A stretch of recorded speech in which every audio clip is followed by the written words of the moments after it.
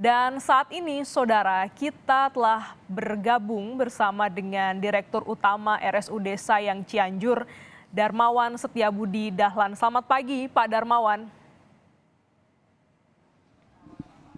Selamat pagi, Assalamualaikum.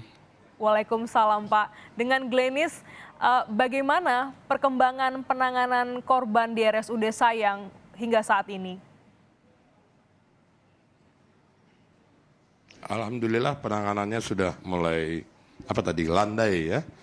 Jadi sekarang tinggal 86 pasien yang masih kami rawat di tenda-tenda. Yang lainnya dari 656 korban, sebagian besar sudah dipulangkan atau dirujuk ke rumah sakit yang lebih besar ya, Hasan Sadikin dan Rumah Sakit Samsudin Sukabumi. Bagaimana dengan 86 pasien ini, Pak? Apa yang mereka alami? Yang masih tersisa itu yang ya cedera ringan, sedang, pada luka-luka ringan dan sedang. Tapi kalau yang berat kita rujuk segera. Hari ini Menteri Kesehatan berkunjung, Pak, ke RSUD Sayang pagi hari ini. Apa yang menjadi perhatian Menteri Kesehatan? Saya melihat kesiapan rumah sakit dan cara penanganannya, SOP-nya yang ada di lapangan.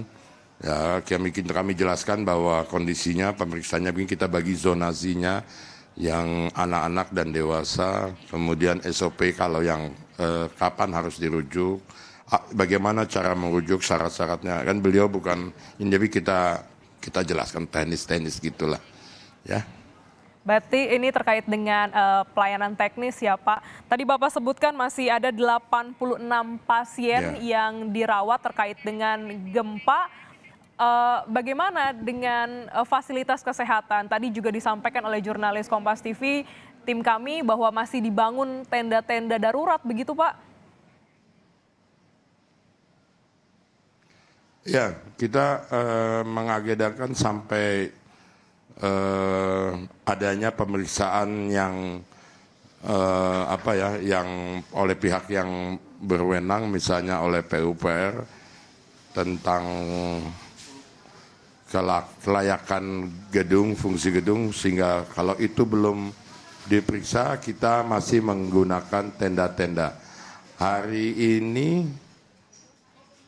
ini kita membuka poliklinik rawat jalan di tenda-tenda itu.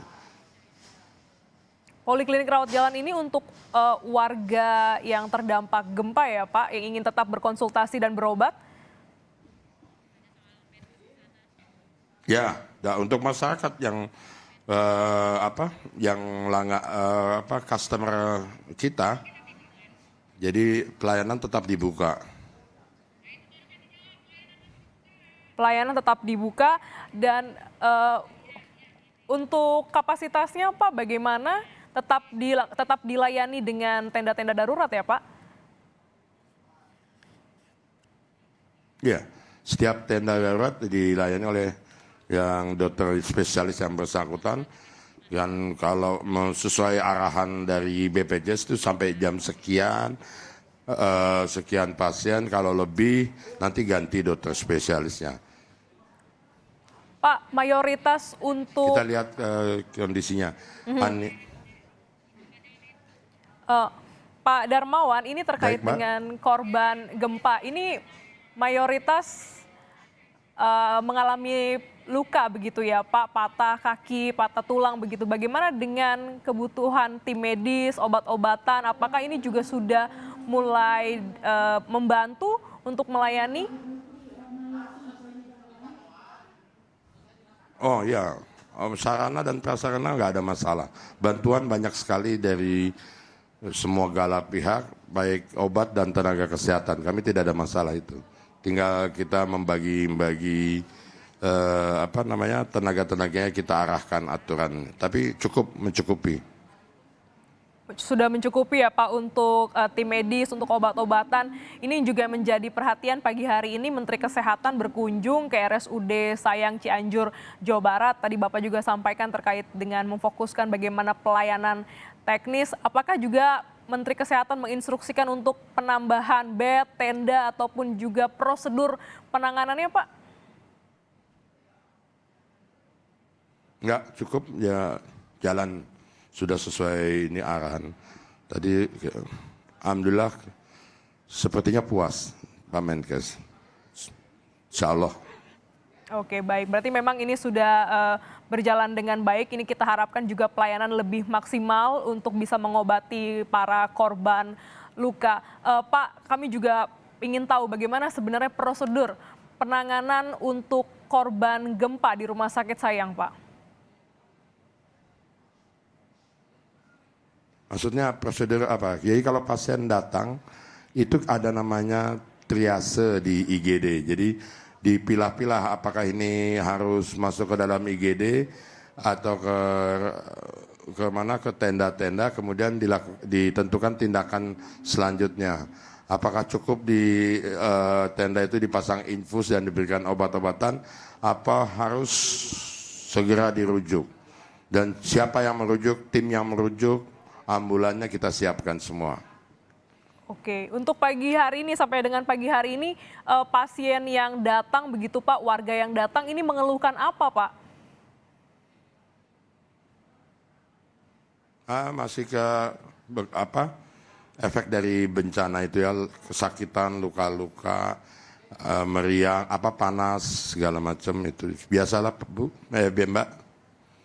Oke, berarti mengeluhkan efek dari pasca gempa ini.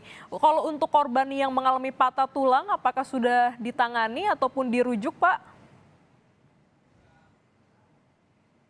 Ya, prosedur awalnya kita tangani dulu oleh dokter bedah dan dokter ortopedi. Kalau ada luka terbuka, kita jahit, yang bisa kita stabilkan. Sehingga jangan menambah beban kepada pasien itu. Begitu ke tempat center yang lebih ini, Samsudin dan Hasan Sadikin bisa langsung segera dilakukan operasi, tidak perlu lama-lama asesmennya. Itu udah standar operasional semua rumah sakit dan bagian bedah.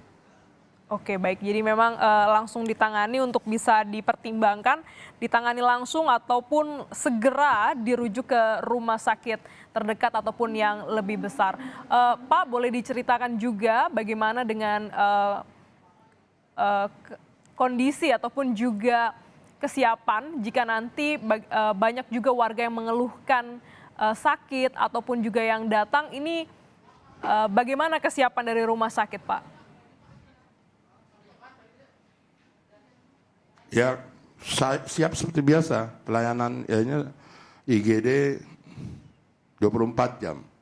Saya meyakinkan bahwa dokter dan dokter yang jaga ada dan siap menerima mereka, dan kemudian kalau ada konsultasi ke dokter spesialisnya dimohon tidak meninggalkan kota dalam minggu ini sampai selesai untuk konsultasinya.